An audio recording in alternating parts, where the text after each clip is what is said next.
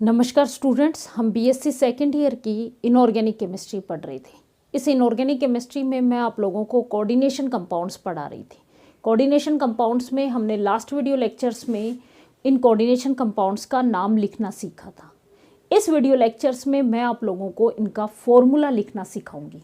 नाम से हम फॉर्मूला किस तरीके से लिखेंगे वो सिखाएंगे, क्योंकि आपके दोनों तरीके के क्वेश्चंस आ सकते हैं।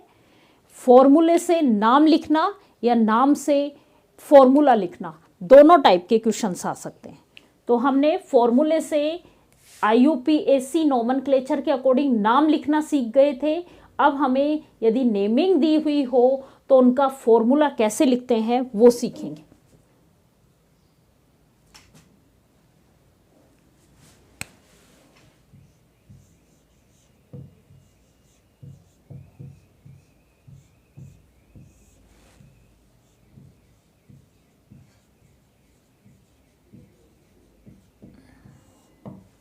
देखो, फॉर्मूला राइटिंग।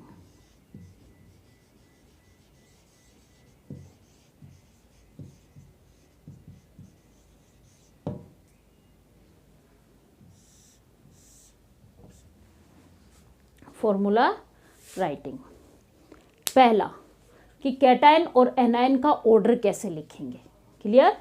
तो कैटायन और एनायन का ऑर्डर वैसे लिखते हैं जैसे हम नॉर्मल उसमें आपको दे दिया जाए सोडियम क्लोराइड। कैसे लिखते हो आप? सोडियम का सिंबल बनाते हो Na, पहले कैटायन। सोडियम क्या है? कैटायन। पहले कैटायन लिखते हो और फिर एनायन लिखते हो, और इनके चार्ज को, इसको पूरा न्यूट्रल बनाने के लिए इनके जो चार्ज हैं इनसे क्रॉस मल्टीप्लाई कर देते हो। इसको क्रॉस इससे और इसको क्रॉस इससे, यही होता है। यहाँ पे मान लो 1 1 है, इसलिए हम NaYClX ऐसे लिखते हो। यहाँ पे तो +1 चार्ज भी 1 है और -1 चार्ज भी 1 है, इसलिए आप इस पे प्लस ये y की जगह 1 और x की जगह 1 मेंशन नहीं करते हो और हम सिंपल NaCl लिख देते हैं। वैसे ही हम कोऑर्डिनेशन कंपाउंड्स का फॉर्मूला भी पहले कैटायन लिखते हैं और फिर एनायन लिखते हैं। तो first cation is right first and then anion. Clear? पहली बात समझ में आई? पहले हम कैटायन लिखेंगे और फिर हम एनायन का नाम लिखेंगे, एनायन का सिंबल लिखेंगे। क्लियर? सेकंड बात, यदि सिंपल आयन है तो हम उसको ब्रैकेट नहीं लगाएंगे। यहाँ पे हमने कहीं ब्रैकेट यूज किया है क्या? क्योंकि यहाँ पे Na+ भी सिंपल है और Cl- भी सिंपल है, मीन्स कैटायन और एनायन दोनों ही सिंपल है, इसलिए ये सिंपल सॉल्ट कहलाएगा और इसको NaCl लिख दिया। लेकिन यदि आपका कॉम्प्लेक्स है तो हम अलग लिखेंगे। तो simple ion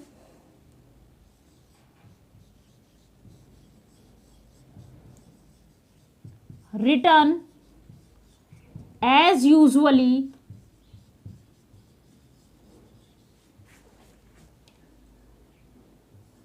according to simple salt. Simple salt में उस आयन को जिस तरीके से लिखते हो वैसे ही यहां पे लिखा जाएगा। क्लियर? थर्ड बात कि यदि वो कोऑर्डिनेशन स्पीसीज में पार्टिसिपेट कर रहा है तो हम कैसे लिखेंगे।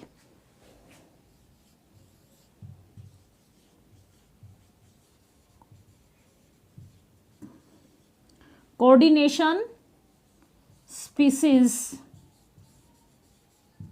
फॉर्मूला।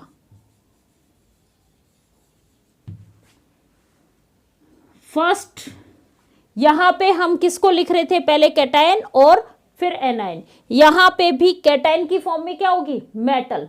तो पहले हम मेटल लिखेंगे और फिर लिगेंड के सिंबल बनाएंगे। First write metal then ligand। Clear? लिखने का तरीका तो समझ में आ गया कि पहले हम मेटल लिखेंगे और फिर लिगेंड लिखेंगे। क्लियर? अब लिगेंड का ऑर्डर की बात करें, लिगेंड ऑर्डर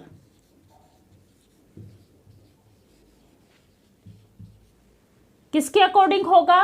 पहले न्यूट्रल को लिखेंगे हम, फिर कैटायन को लिखा जाएगा, सॉरी एनायन को,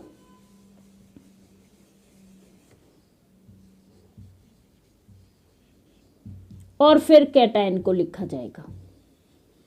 अब यदि ये एक से ज्यादा टाइप के न्यूट्रल हैं तो इन न्यूट्रल का ऑर्डर भी हम किसके अकॉर्डिंग करेंगे?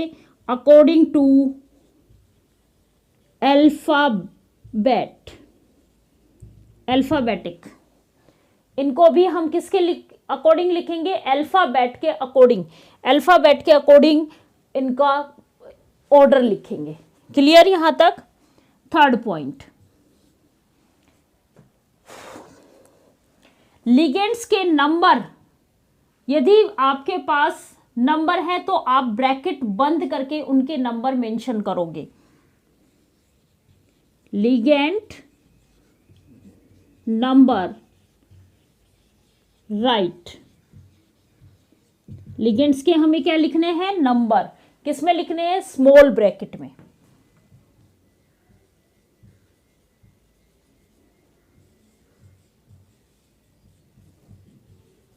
स्मॉल ब्रैकेट में उनको बंद करके हम लिगेंड्स के नंबर लिख देंगे। क्लियर? जैसे आपके पास दिया हुआ है 6 हेक्साएमीन, ठीक है, ये नाम लिखा हुआ है कहीं पे। हेक्साएमीन मीन्स एमीन किसको लिखते हो आप? एमीन का सिंबल NH3 है। कितना है? हेक्सा है तो आप ब्रैकेट लगा के 6 लगाओगे। Dichloro, diaqua, dichloro, diaqua, ये कहीं पे लिखा हुआ है तो आप ऑर्डर कैसे लिखोगे? देखो अल्फाबेटिक ऑर्डर है तो ये आपका ऐसे लिखा हुआ होगा, नाम में भी अल्फाबेटिक ऑर्डर ही होता है। Diaqua, diaqua, dichloro, इस तरीके से आपको कोई नाम में लिखा हुआ हो लिगेंड का तो आपको देखो एक्वा पहले है, एक्वा को आप H2O की फॉर्म में लिखोगे, क्लोरो Cl लगाओगे। अब एक्वा तो वाटर तो न्यूट्रल है और ये एनायन है। पहली बात तो वैसे ही पहले वाटर लिखोगे और फिर क्लोरो लिखोगे। वाटर कितने हैं? 2, ब्रैकेट लगा के 2 लिखोगे, Cl भी ब्रैकेट लगा के 2 लिखोगे। क्लियर? ऑर्डर समझ में आ गया कैसे लिखेंगे हम, और इनकी नंबरिंग समझ में आ गई कैसे लिखेंगे। उसके बाद थर्ड पॉइंट, कोऑर्डिनेटेड स्पीसीज को होल ब्रैकेट में बंद कर देंगे। जो भी आपके कोऑर्डिनेटेड स्पीसीज है उसको किस में बंद कर देंगे? होल ब्रैकेट के अंदर बंद कर देंगे।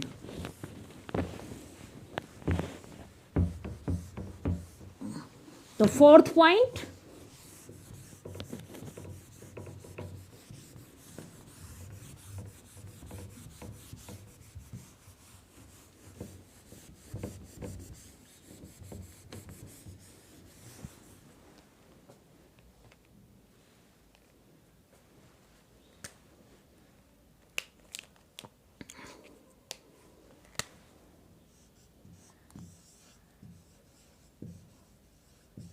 whole coordinated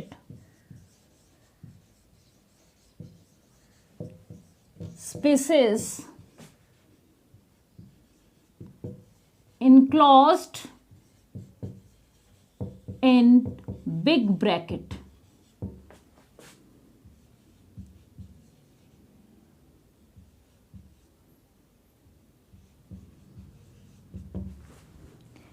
कैपिटल ब्रैकेट में उस पूरे होल कोऑर्डिनेटेड स्पीसीज को हम क्लोज कर देंगे। Clear? Fifth point, oxidation state हम मेंशन नहीं करेंगे, मेटल की ऑक्सीडेशन स्टेट हम मेंशन नहीं करेंगे। Oxidation state of metal does not right या मेंशन, ऑक्सीडेशन स्टेट हम कहीं पे भी मेंशन नहीं करेंगे। 6 पॉइंट, हम न्यूट्रलिटी को बनाने के लिए कैटायन और एनायन का टोटल चार्ज इक्वल कर देंगे। टोटल चार्ज क्या होगा, इक्वल हो जाएगा। कैटायन और एनायन का जो भी कम है, 2 स्पीसीज बन गई कोऑर्डिनेटेड स्पीसीज, और मान लो दूसरी भी एक कैटायन स्पीसीज बनी और एक एनायन स्पीसीज बनी।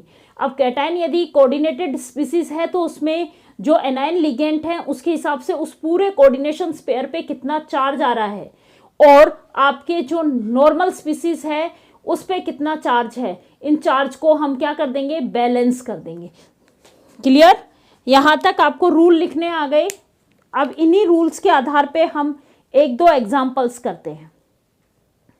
देखो पहला एग्जाम्पल मैं करा रही हूँ, एक कंपाउंड्स का नाम लिखूंगी और फिर ये सारी चीजें याद करवाते हुए उस कंपाउंड्स का नाम लिखेंगे हम।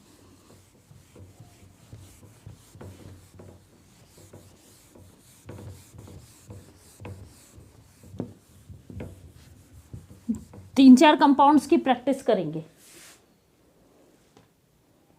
कंपाउंड का नाम है tetraammine aqua chloro cobalt 3rd chloride.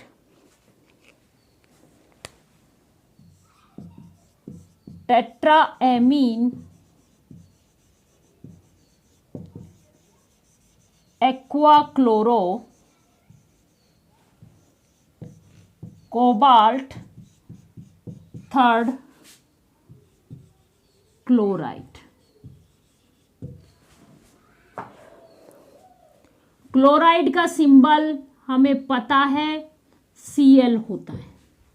Clear, इस पे -1 चार्ज भी होता है। मीन्स ये तो है, स्पेस छूट गया बीच में, तो ये तो यहां तक तो है हमारा कैटायन और ये है एनायन। पहली बात, ठीक है। एनायन का सिंबल हमें सिंपल आयन है हमारा एनायन, इसलिए इसका सिंबल हमें पता है Cl है, और इस पे चार्ज जो है वो -1 चार्ज है।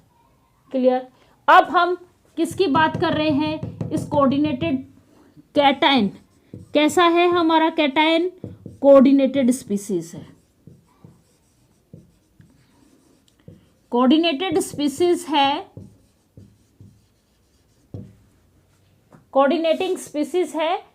क्लियर, अब इसका नाम हम लिखेंगे तो क्या करेंगे, ब्रैकेट लगाएंगे, बिग ब्रैकेट लेंगे। पहले किसका नाम लिखते हैं, सबसे पहले मैंने बोला था मेटल का नाम लिखेंगे, उसके बाद लिगेंड्स का नाम लिखेंगे। मेटल क्या है यहाँ पे, ये रही कोबाल्ट। कोबाल्ट का सिंबल क्या होता है, CO, कोबाल्ट लिखती है। क्लियर, उसके बाद अब यहाँ पे लिगेंड्स हैं, कौन कौन से हैं, क्लोरो रहा, एक्वा रहा और एमीन रहा। इनके नंबर भी आगे लिखे हुए हैं, chloro Cl minus, aqua H2O और एमीन NH3। अब एमीन कितने हैं, 4। क्लियर, पहले हम न्यूट्रल को लिखेंगे। न्यूट्रल कौन कौन से हैं, अब यहाँ पे एमीन भी है और H2O एक्वा भी है। तो पहले किसका नाम लिखेंगे हम, एमीन। पहले किसका सिंबल बनाएंगे, एमीन का बनाएंगे। और एमीन कितने हैं, ब्रैकेट बंद करेंगे, एमीन कितने हैं यहाँ पे, टेट्रा का मतलब 4, तो यहाँ पे 4 लिख देंगे। फिर दूसरा किसको लिखेंगे, एक्वा। अब एक्वा का डोनर एटम यहाँ पे कौन सा है, H2O में डोनर एटम मेटल की साइड होगा। यहाँ पे डोनर एटम नाइट्रोजन था इसलिए मैंने मेटल की साइड लिखा है। यहाँ पे एक्वा में डोनर एटम क्या है, O, तो OH2, इसको भी ब्रैकेट में बंद करोगे। और उसके बाद क्लोरो Cl, क्लियर, ये हो गया। अब इस कोऑर्डिनेटेड स्पीसीज, ये जो कोऑर्डिनेटेड स्पीसीज है इस पे हमें चार्ज कैलकुलेट करना है। चार्ज मुझे नहीं पता, ये प्लस एक्स है, तो मुझे इस प्लस एक्स की वैल्यू कैलकुलेट करनी है। Plus x equal two plus x, clear, इस एक्स की वैल्यू निकालनी है। ये एक्स क्या है, इन सब का अलजेब्रिक सम है। कोबाल्ट पे कैसा चार्ज है, +3 चार्ज, तो +3। इस पे 0 था, इस पे 0 था, यहाँ कैसा चार्ज है, -1। भाई ये 0 एमीन न्यूट्रल था और एक्वा भी न्यूट्रल था, 0 0 चार्ज था, तो x की वैल्यू आपके पास क्या आ गई, +2। मीन्स इस वाले पे कितना चार्ज है, +2 चार्ज है, और यहाँ इस पे कितना चार्ज था, -1 चार्ज है। ये जो चार्ज होते हैं इनके जो नंबर हैं, कितने कैटायन और कितने एनायन आपस में जोड़ने हैं आपको, क्योंकि एक न्यूट्रल बनाना है, तो कितना बनाओगे आप, कितने जोड़ोगे, पहले कैटायन लिखोगे। कैटायन क्या है आपका, कोऑर्डिनेटेड स्पीसीज, लिख दो CONH3 की होल 4 OH2Cl, और फिर एनायन लिखोगे। अब कितने कैटायन और कितने एनायन, मीन्स इसको न्यूट्रल बनाना है, इस पे +2 चार्ज है, इस पे -1 है, तो Cl कितने जोड़ दूं, 2। ये बन गया इसका फॉर्मूला। क्लियर, एक और देखते हैं हम, इसी तरीके से एक और का फॉर्मूला लिखना सीखते हैं।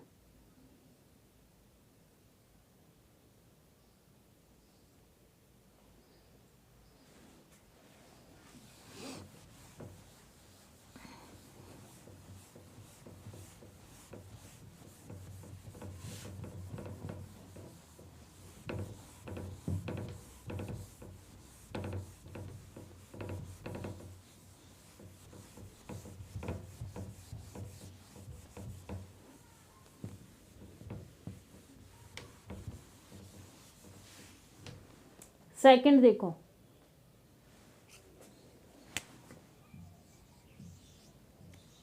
डाईएमीन डाईएक्वा डाईक्लोरो कोबाल्ट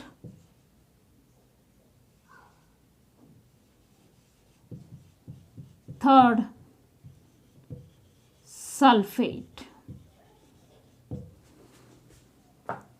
यहाँ पे भी ये है हमारा एनायन और ये स्पेस ये है कैटायन, क्योंकि हमने IUPAC नोमेनक्लेचर में देखा था कि पहले कैटायन का नाम लिखते हैं और फिर एनायन का नाम लिखा हुआ होता है। क्लियर, सल्फेट एनायन सिंपल है और इसका फॉर्मूला हमें पता होता है, SO4 -2 होता है। मीन्स इस पे चार्ज कितना है, -2 चार्ज है, और फॉर्मूला भी हमें पता है SO4 होता है। क्लियर, अब आते हैं इसका। कैटायन हमारा क्या है, कोऑर्डिनेटेड स्पीसीज है। कोऑर्डिनेटिंग स्पीसीज है, तो कोऑर्डिनेटिंग स्पीसीज का नाम आप कैसे लिखते हो, पहले ब्रैकेट लगाते हो, फिर मेटल का नाम लिखते हो, मेटल यहाँ पे कोबाल्ट CO, फिर किसका नाम लिखोगे, लिगेंड्स का। यही है लिगेंड्स, अभी तो लिखे थे Cl H2O और NH3, ये 3 लिगेंड है।